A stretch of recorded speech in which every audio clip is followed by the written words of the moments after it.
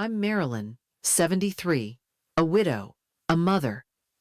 And up until that Sunday morning, I thought I was still part of a family.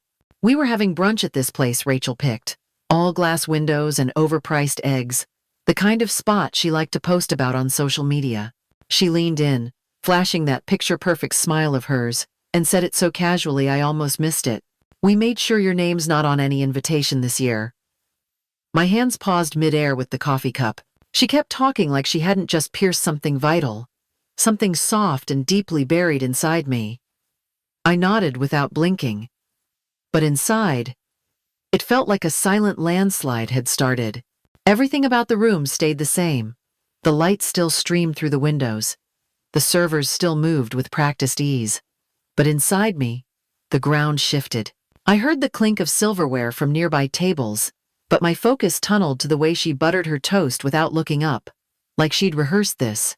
"We haven't had quality time," she said, and something in me wanted to laugh. This wasn't brunch. It was a performance. I was the audience and the target all at once. I looked at her, really looked, and saw it for the first time. The controlled tone, the tight smile, the message behind the words. I wasn't just not invited. I was no longer necessary. I didn't cry. I didn't flinch. But something settled into place, a kind of stillness I hadn't known I was missing. That was the moment I stopped being the woman who waited for permission to belong. That was the last time I mistook silence for acceptance. I finished my coffee. I smiled back. And the next morning, I called a realtor. Looking back, the signs were always there. They just came dressed in politeness and good excuses. It started small, like a birthday I wasn't invited to because the kids were having something at a trampoline park, and it would be too noisy. Then came the Thanksgiving, when Michael said they'd be traveling to Rachel's sister's house in Oregon, even though they were still tagged in photos at a local pumpkin patch. Christmas turned into a quick FaceTime call. Emma would wave, Jack would shout something from another room, and Rachel would glance at the screen like she was running out of patience. I told myself they were busy. People get busy. There was always a reason. Jessica had a migraine. Michael had a last-minute client meeting. The kids had the flu, or a school project, or a sleepover they couldn't miss. I accepted it. I swallowed the excuses and reminded myself that young families had a lot going on. I tried not to be a burden. But slowly, the calendar started looking empty. Not just quiet, empty. No more calls, asking if I could babysit. No texts, checking in. I used to cook a roast every Sunday just in case they dropped by, but the leftovers sat untouched more weekends than not. I told myself it was normal. Those kids grow up. That families evolve. I didn't notice it was a pattern until it became a silence, too consistent to ignore, and even then, I blamed myself. Maybe I was too quiet. Maybe I didn't try hard enough. Maybe I was boring. Or too sad after David died. I convinced myself that being invisible was easier than being a source of tension. Rachel was always polite, always cordial. But I started noticing how she never really looked at me when she spoke. How decisions about the kids were made without even a text. I only found out about Jack's soccer games or Emma's science fair after they had already happened. I would smile and say how wonderful that sounded. Then I'd close the message and sit quietly in my kitchen for a long time. Now, after that brunch, I could finally see the shape of it all. The invitations weren't forgotten. They were withheld. My absence wasn't accidental. It was arranged. And the saddest part wasn't the exclusion itself. It was how easy I'd made it for them to pretend I didn't mind. I'd let them forget me because I was too afraid to ask if they already had.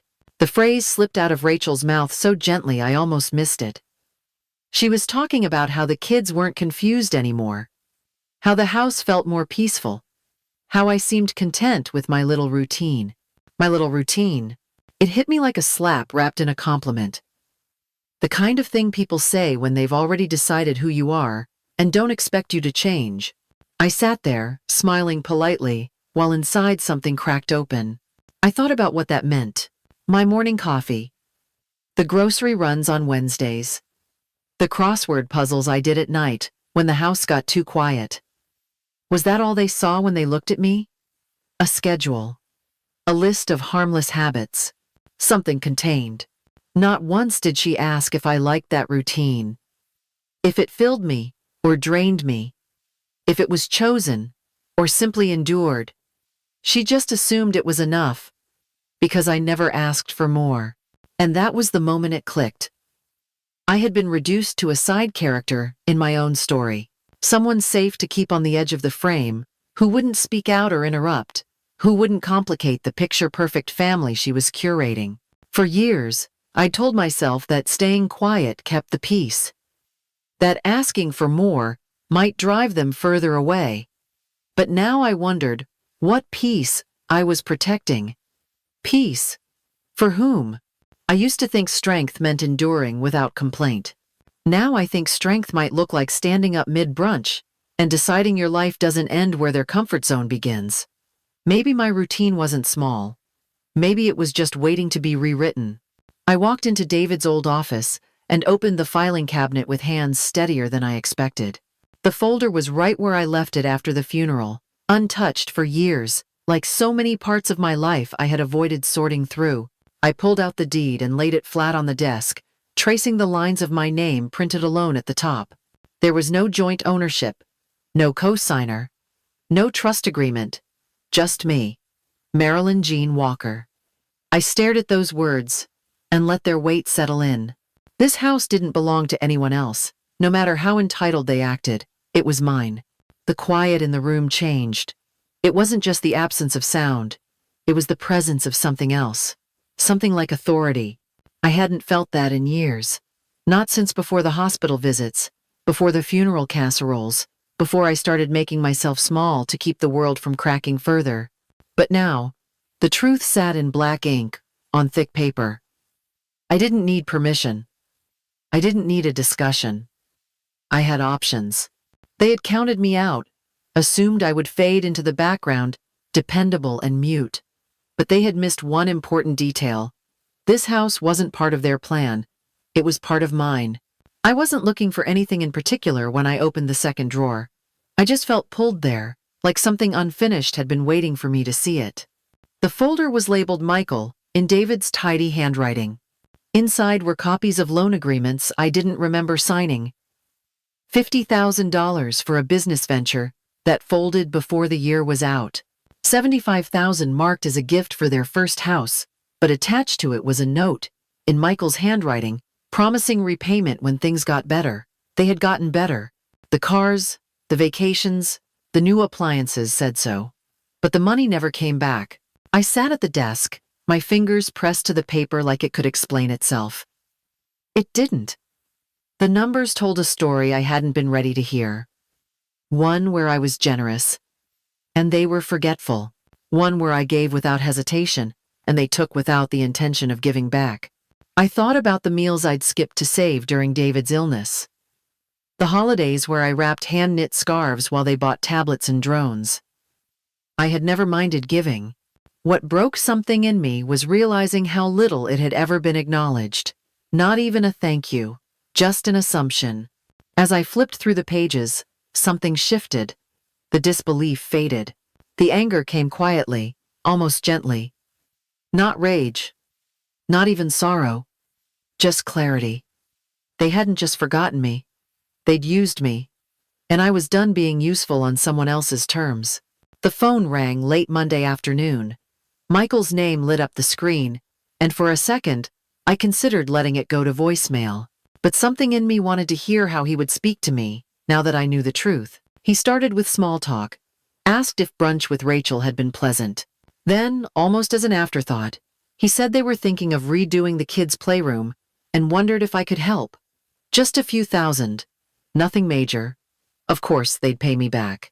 I let the silence stretch until he asked if I was still there. I told him I was. Then I asked when he planned to repay the $50,000 from the business loan. The line went quiet. I asked about the house down payment, the promissory notes. The years of borrowed money and broken promises. He stammered, said those were different. Said Dad knew the money would never come back. Said it was all just formality. Legal language. That it didn't mean anything. I told him it meant something to me. There was a long pause.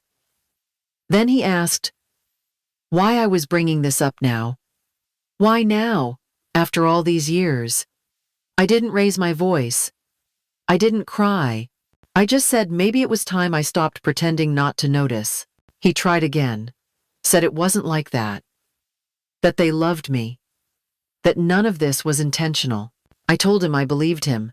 But I also said I was done living like that, made it okay. Then I ended the call. I didn't wait for a goodbye. I didn't need one. The sign went up on a Friday morning. Bold red letters staked into the front lawn where I used to watch Michael ride his bike for the first time. I stood at the window, coffee in hand, and felt a strange sense of calm settle over me. By noon, my phone had rung 6 times. Michael, Rachel, even Rachel's sister. The voicemails swung wildly between concern and indignation. Michael wanted to talk. Rachel demanded an explanation. They both seemed more alarmed by the sign than by the years of silence that had led to it. I didn't answer. I didn't feel the need to. For once, their urgency didn't undo me. Their panic was not my responsibility. But Saturday morning, the call that mattered finally came. Emma.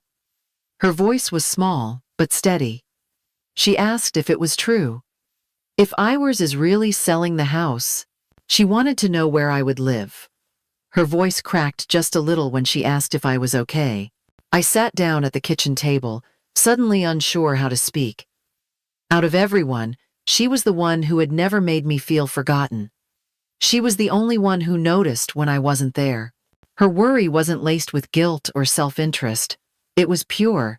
She didn't ask about inheritance or family plans. She didn't try to change my mind. She just said she missed me, that she wanted to visit, that maybe now we could actually talk. Her words opened something in me I hadn't realized was still closed. It wasn't sadness, it was something softer, the beginning of healing. I told her I'd love that. And I meant it with every part of myself. The town smelled like salt and possibility. Sunset Beach wasn't big, but it had everything I didn't know I needed. A bookstore on the corner. A coffee shop with chairs that faced the water. People who nodded when they passed you on the sidewalk. The retirement community was nothing like I imagined. The buildings were clean and quiet. The hallways filled with soft light. And the sound of the ocean was never far off. My apartment had a balcony that looked out over dunes and sky. I stood there that first afternoon, barefoot on the wooden floor, and felt the air move through me like a reset. I wasn't sad. I wasn't afraid. I was simply beginning again. For the first time in years, I didn't feel like a ghost in someone else's story. I felt like a person stepping into her own. Michael showed up just after noon, holding 2 coffees and looking like a man who hadn't slept well in days. He stood in the doorway longer than he needed to, as if unsure whether he still had the right to step inside. I let him in, but I didn't rush to fill the silence. He walked slowly through the apartment, taking in the view, the furniture, the absence of everything familiar. He said it was beautiful. I said thank you and waited for him to get to the reason he was really here. He said he was sorry for not seeing it sooner, for letting things go so far. I heard the regret in his voice, but I also knew regret is easier than change. I told him I was building something new, and if he wanted to be part of it, it had to be on different terms. Not convenience. Not guilt. Something real. He nodded, but his eyes looked unsure. I didn't hug him when he left, but I watched him walk to the car, and for the first time in a long time, I hoped he might come back for the right reasons. Not out of obligation, but because he truly wanted to. A year later, my days feel full in a way I'd forgotten was possible.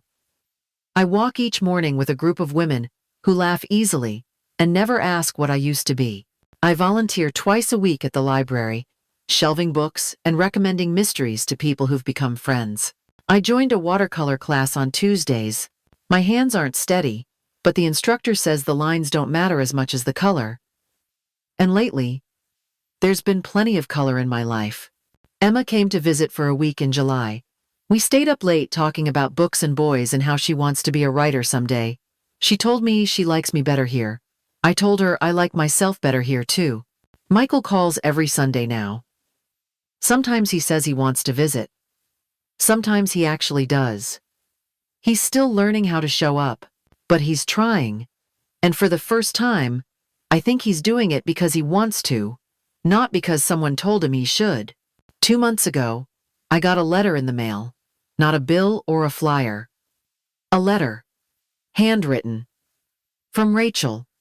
It was short, honest, apologetic, in a way I didn't expect. I haven't decided what to do with it yet, but I've read it 3 times. What I do know is this: I am no one's burden. I am no one's backup plan. I am not the woman who waits quietly in the wings, hoping to be remembered.